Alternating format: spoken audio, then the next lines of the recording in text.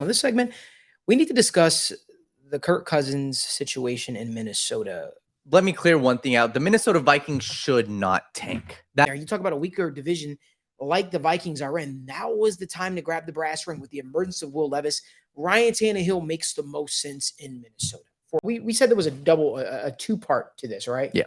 I'm here to make a prediction right now, man, and I'll say this. This is about Kirk Cousins. I think Kirk Cousins will be the San Francisco 49ers quarterback next year. I do. We all know Kyle Shanahan was enamored with him. We all know Kyle Shanahan wanted him.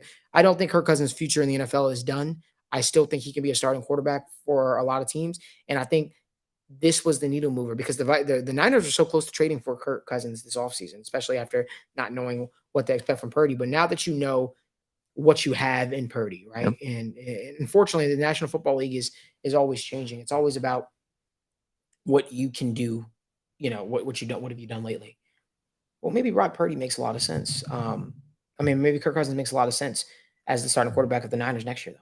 I think it makes a lot of sense. He's a guy that can put up numbers. He's a guy that can run that offense efficiently. He's really not asked to do too much, but he's capable passer. And I think Kyle Shanahan will be able to get the most out of him. What do you think? What are your thoughts? I think, like I said, the biggest thing we're taking away is Kirk Cousins isn't long for Minnesota. I mean, this injury just it speeds up the process. We were saying, you lost in the playoffs last year. He's not giving you what you want, especially Kevin O'Connell. He's been through this before, right? With a guy like Jared Goff.